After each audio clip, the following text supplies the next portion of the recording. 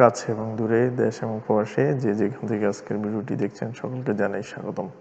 সম্মানিত দর্শক শ্রোতা, আজকে খুবই গুরুত্বপূর্ণ একটা বিষয় নিয়ে কথা বলতে চাই। সেটা হলো নতুন এবং পুরাতন যারা প্রবাসী আছেন, যাদের এই বিষয়গুলো জানা অবশ্যই জরুরি। আর যারা পুরাতন আছেন তাদেরও জানা জরুরি, কারণ আপনাদের এই ভুলের কারণে আপনারা বিভিন্ন রকম সমস্যা পড়তে পারেন। যে ভুলটির কথা নিয়ে আজকে কথা বলবো সেটা হলো এয়ারপোর্টের বিষয়। আপনারা অনেকেই পুরানো বা নতুন, অনেকেই বিদেশ আসেন, তাদের ভিতরে এই জিনিসগুলো না জানার কারণে কিন্তু আপনারা অনেক বিপদে পড়েন।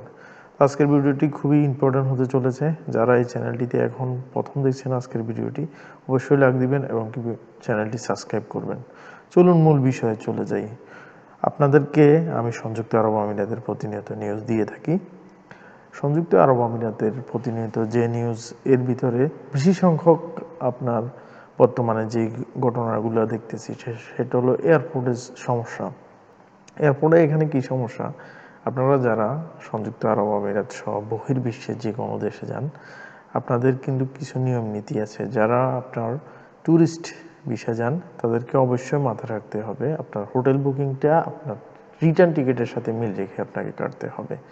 আপনি যদি 1 সপ্তাহ হোটেল বুকিং দেন, আপনার যদি রিটার্ন টিকিটটা যদি হয় 2 সপ্তাহ বা 3 সপ্তাহ বা 1 মাস পরে, তাহলে কিন্তু আপনার সমস্যা হতে পারে। অবশ্যই আপনি টিকিট কাটার সময় রিটার্ন টিকিটটা অবশ্যই আপনি করে নেবেন, যাতে করে আপনার ওই সমস্যাটা না হয় পরবর্তীতে।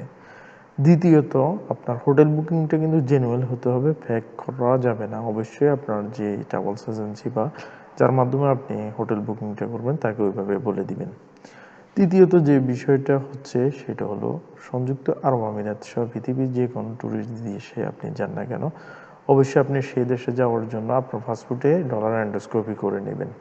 কেননা আপনার ডলার এন্ডোস্কোপি যদি না থাকে, আপনি কিন্তু এয়ারপোর্টে বিশেষ সমস্যায় পড়তে পারেন, অনেক রকম সমস্যা পড়তে পারেন। কারণ আপনি যখন ভিজিটে যাবেন তখন আপনাকে কিন্তু চেক করবে, এবং কি অনেকেই সাথে ডলার নিয়ে যাওয়া লাগে। অবশ্যই যদি সম্ভব হয় সাথে ডলার নিয়ে যাবেন, কেননা অনেক আপনার বিমান কর্তৃপক্ষ অবশ্যই ডলারটা আপনার কাছ থেকে দেখে আপনাকে যদি সন্দেহ হয়।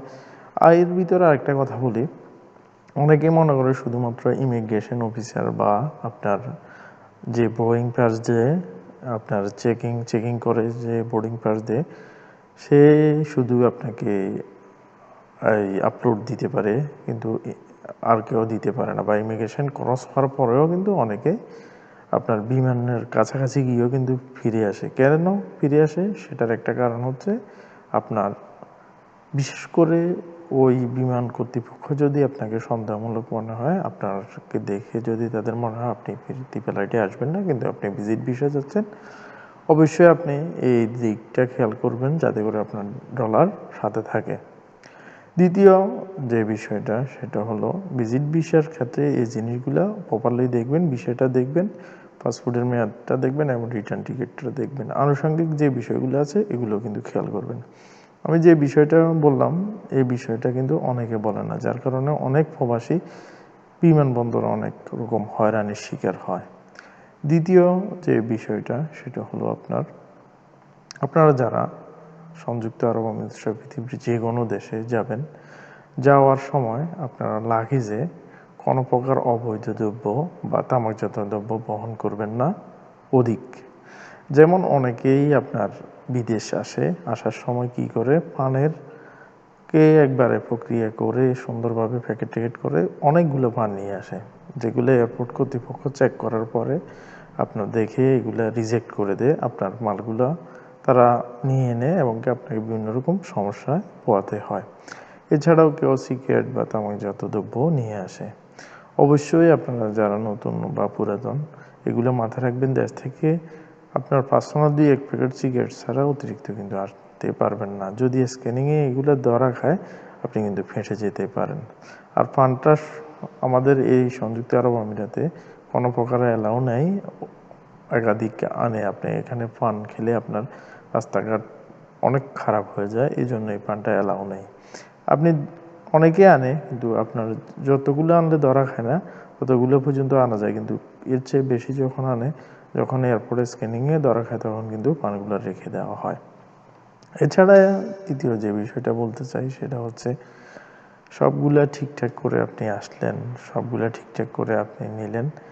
এয়ারপোর্টের আশেপাশে আপনার অনেক সময় হুসুসি গাড়িগুলো থাকে, হুসুসি বলে এখানে, যে গাড়িগুলোর মাধ্যমে আপনি এক জায়গা থেকে অন্য জায়গায় যেতে পারবেন, যেগুলো আপনার কোনো এই দেশের সরকারি আরটিআর কোনো লাইসেন্স নাই, বা যে কোনো দেশে আপনি যে কোনো দেশে যান ওই দেশের বৈধ ট্যাক্সি না। এটা অন্য কেউ গাড়ি কিনে উনি আপনার প্রাইভেট ভাড়াগুলো মারে এইভাবে। তো বিশেষ করে এই যে গাড়িগুলোতে উঠবেন এগুলো থেকে অবশ্যই আপনাকে সতর্কতা থাকতে হবে। এগুলো কিন্তু অ্যালাউ না থাকার কারণে আপনার কাছে এদের কোনো ডকুমেন্ট থাকবে না, এবং কি বিভিন্ন রকম এই গাড়িগুলোর মাধ্যমে কিন্তু অনেক রকম আপনার বিপদ আপদ হচ্ছে। ইতিমধ্যে সংযুক্ত আরব আমিরাত সহ পৃথিবীর বেশ কয়েকটি দেশে এরকম সমস্যা কিন্তু দেখা যাচ্ছে। এই ক্ষেত্রে আপনারা সাবধানে উঠবেন, আর অবশ্যই সর্বদা সতর্ক থাকবেন, সর্বদা আপনারা খেয়াল করে কিন্তু এয়ারপোর্টে আসবেন। এয়ারপোর্টে আরেকটা কথা বলি, যখন এয়ারপোর্টে আসবেন অন্তত আপনার ফ্লাইটের 3 ঘন্টা আগে আসার চেষ্টা করবেন। অন্তত আধা ঘন্টা 1 ঘন্টা যদি আপনার বাড়তি সময় এয়ারপোর্টে বসা লাগে আপনি বসবেন, কেননা এয়ারপোর্টে সময় কম নিয়ে আসলে আপনি কোনো কিছু যদি আপনার সমস্যা হয় এগুলো আপনি গোছাতে আপনার কিন্তু সময় লাগবে। আশা করি পুরো বিষয়টা বুঝতে পেরেছেন। সংক্ষিপ্ত ভিডিওর মাধ্যমে বোঝানোর চেষ্টা করেছি। যদি ভিডিওটি ভালো লাগে অন্যকে শেয়ার করে দিবেন, আর আপনি যদি চ্যানেলটিতে নতুন হন অবশ্যই ভিডিওটি লাইক দিবেন এবং চ্যানেলটি সাবস্ক্রাইব করবেন। তো সবাই ভালো থাকুন, সুস্থ থাকুন। পরবর্তী ভিডিওতে আবারও দেখা হচ্ছে। আজকের ভিডিওটি এ পর্যন্তই। আল্লাহ হাফেজ।